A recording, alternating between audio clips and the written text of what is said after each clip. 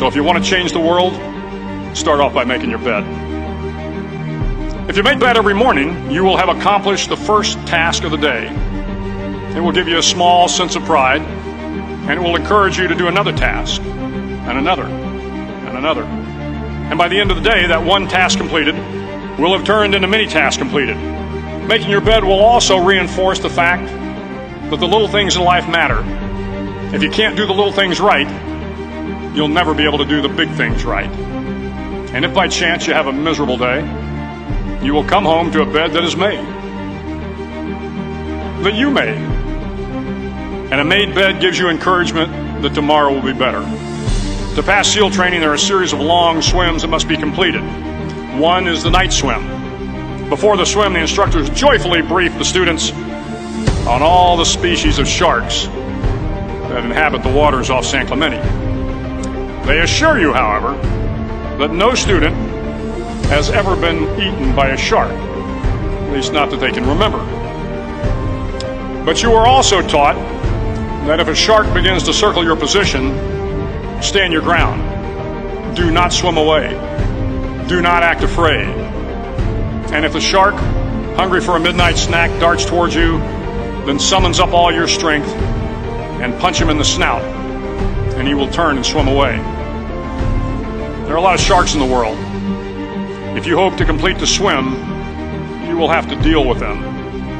So if you want to change the world, don't back down from the sharks. Over a few weeks of difficult training, my SEAL class, which started with 150 men, was down to just 42. There were now 6 boat crews of 7 men each. I was in the boat with the tall guys, but the best boat crew we had was made up of the little guys, the Munchkin crew, we called them. No one was over 5'5". The Munchkin boat crew had 1 American Indian, 1 African American, 1 Polish American, 1 Greek American, 1 Italian American, and 2 tough kids from the Midwest. They out-paddled, outran, and outswam all the other boat crews. The big men in the other boat crews would always make good-natured fun of the tiny little flippers the Munchkins put on their tiny little feet prior to every swim. But somehow these little guys from every corner of the nation and the world always had the last laugh, swimming faster than everyone and reaching the shore long before the rest of us. SEAL training was a great equalizer. Nothing mattered but your will to succeed, not your color, not your ethnic background, not your education, not your social status. If you want to change the world, measure a person by the size of their heart, not by the size of their flippers. The 9th week of training is referred to as Hell Week. It is 6 days of no sleep, constant physical and mental harassment, and 1 special day at the Mud Flats. The Mud Flats are an area between San Diego and Tijuana where the water runs off and creates the Tijuana Sloughs, a swampy patch of terrain where the mud will engulf you. It is on Wednesday of Hell Week that you paddle down to the Mud Flats and spend the next 15 hours trying to survive the freezing cold, the howling wind, and the incessant pressure to quit from the instructors.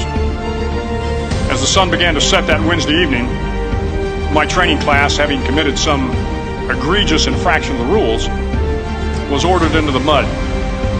The mud consumed each man till there was nothing visible but our heads. The instructors told us we could leave the mud if only 5 men would quit. Only 5 men, just 5 men, and we could get out of the oppressive cold. Looking around the mud flat, it was apparent that some students were about to give up. It was still over 8 hours till the sun came up. 8 more hours of bone-chilling cold.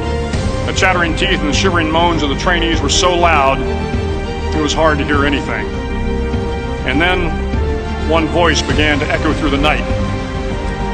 One voice raised in song. The song was terribly out of tune, but sung with great enthusiasm. One voice became 2, and 2 became 3, and before long, everyone in the class was singing. The instructors threatened us with more time in the mud if we kept up the singing, but the singing persisted, and somehow the mud seemed a little warmer, and the wind a little tamer, and the dawn not so far away.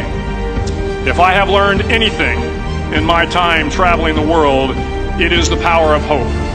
The power of one person, a Washington, a Lincoln, King, Mandela, and even a young girl from Pakistan, Malala.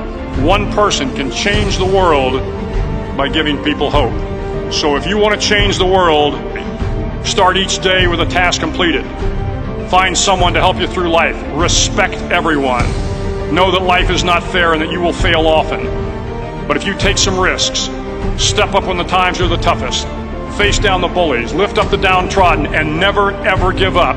If you do these things, the next generation and the generations that follow will live in a world far better than the one we have today. And what started here will indeed have changed the world for the better.